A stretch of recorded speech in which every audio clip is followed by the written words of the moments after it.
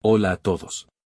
Hoy estudiaremos teoría del contrato, específicamente del contrato de depósito y del secuestro. Contrato de depósito. El artículo 2211 contiene la definición legal, llámase en general depósito el contrato en que se confía una cosa corporal a una persona que se encarga de guardarla y de restituirla en especie. La cosa depositada se llama también depósito. Las partes que intervienen en el contrato son dos: la persona que hace el depósito, denominado depositante, y la persona que lo recibe, llamada depositario. La expresión depósito, como previene la ley en el inciso segundo del artículo 2211, sirve también para designar la cosa misma depositada. En tal sentido, se utiliza en el artículo 63 de la Ley General de Bancos. Características del depósito. Es un contrato real. Es un contrato unilateral. Es un contrato a título gratuito, por regla general. Es un contrato intuitu personae. Contrato real artículo 2212 y 2213. La entrega puede hacerse de cualquier modo que confiera la tenencia de la cosa, incluso en forma simbólica, como deja en claro el inciso segundo del artículo 2213, al aludir a la forma simbólica de tradición denominada constituto posesorio. Contrato unilateral. El depósito origina obligaciones solo para una de las partes. En efecto, al momento de perfeccionarse el contrato, solo se obliga el depositario a restituir el depósito. Lo anterior, sin perjuicio que a posteriori, también pueda resultar obligado el depositante a pagar las expensas de conservación de la cosa y a indemnizar los perjuicios ocasionados al depositario. En tales hipótesis, estaríamos ante un contrato sinalagmático imperfecto. Contrato a título gratuito por regla general. Ninguna contraprestación realiza el depositante a favor del depositario, cediendo el contrato solo en utilidad del primero. Con todo, el contrato será oneroso en un caso, cuando el depositante autoriza al depositario para usar la cosa dada en depósito. Si ello ocurre, veremos que aumenta el grado de diligencia exigible al depositario. Cabe agregar además que este es un caso de contrato unilateral pero oneroso. Contrato intuitu personae. El depósito es un contrato de confianza, y por ende, resulta determinante la persona del otro contratante. El depositante, por regla general, tomará en consideración las aptitudes personales, la rectitud y la honestidad del depositario, para confiarle la custodia de algunos bienes. Excepcionalmente, no será posible calificar al depositario, tratándose del depósito necesario. Clasificación del depósito propiamente tal. Este, a su vez, puede asumir dos formas: voluntario, la elección del depositario depende de la libre voluntad del depositante; necesario, la elección del depositario es impuesta por las circunstancias. 2. El secuestro. También puede asumir dos formas: convencional, se constituye por acuerdo de las partes; judicial, se constituye por decreto del juez. Depósito propiamente tal. El depósito voluntario. Concepto, artículo 2215, el depósito propiamente dicho es un contrato en que una de las partes entrega a la otra una cosa corporal inmueble para que la guarde y la restituya a voluntad del depositante. Diferencias con el depósito en general.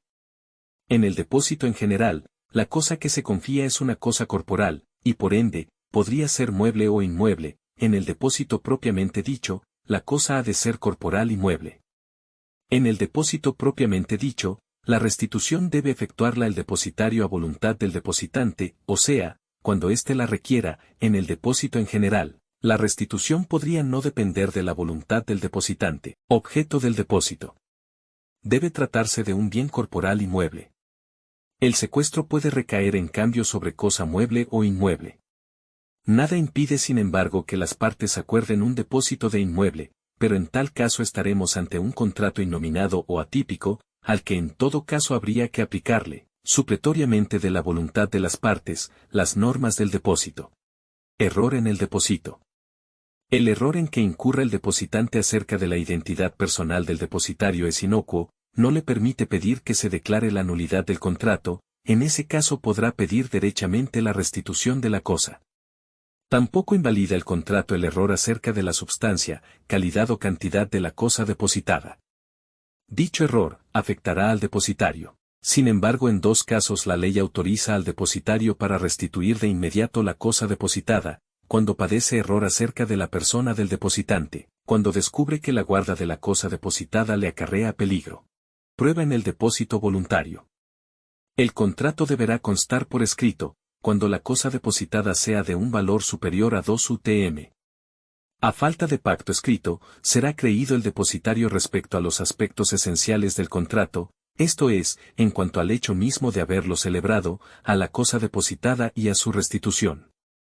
Como puede observarse, la ley indirectamente obliga al depositante a celebrar el contrato mediante un instrumento.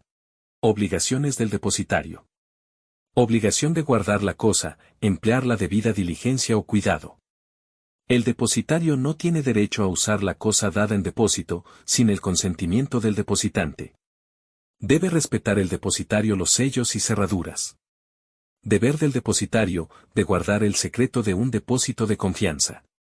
Obligación de restituir el depósito, la cosa debe restituirse en especie, en su idéntica individualidad, aunque el depósito recaiga en cosas genéricas o fungibles. La cosa debe restituirse con sus accesorios, incluyendo los frutos que hubiere producido. El depositario no responde, si la cosa se pierde por caso fortuito, regla general. La obligación de restituir pasa a los herederos. Serán de cargo del depositante los gastos de transporte necesarios para la restitución. Depósito irregular. Es aquel en el que el depositario recibe una cosa sabiendo que el depositante no es el dueño de la misma o que la cosa depositada es ilícita. En este tipo de depósito, el depositario no tiene derecho a retener la cosa depositada, y debe restituirla al verdadero dueño o autoridad competente. El depositante no tiene derecho a exigir restitución de la cosa depositada, ya que no tiene derecho sobre ella. El depósito irregular no es un contrato, ya que no cumple con los requisitos esenciales para su existencia. Obligaciones del depositante. Inicialmente, el depositante no contrae obligación alguna. Sin embargo, puede resultar obligado de acuerdo al artículo 2235 que ya vimos anteriormente. El depósito necesario.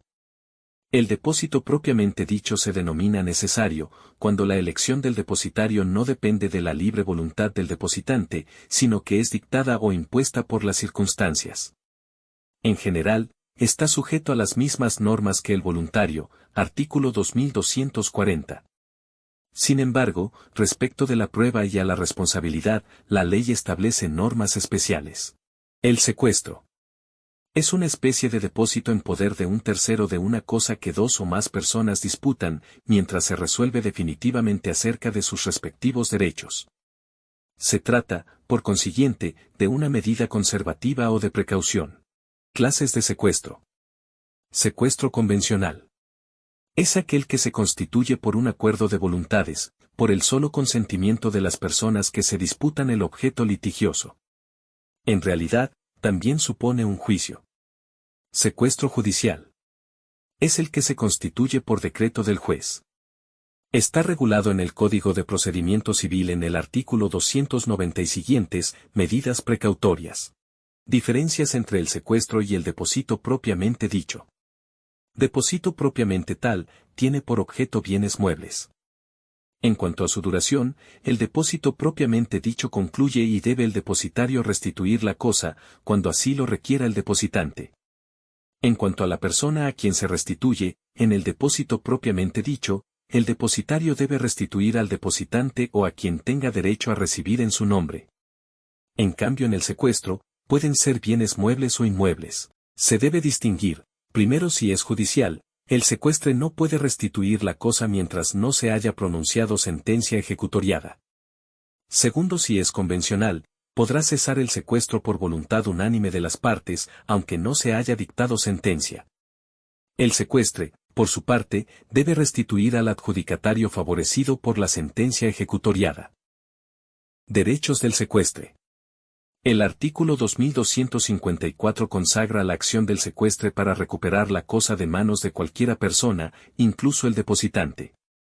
El artículo 2255 se refiere a las facultades del secuestre de un inmueble, tiene las facultades y obligaciones del mandatario.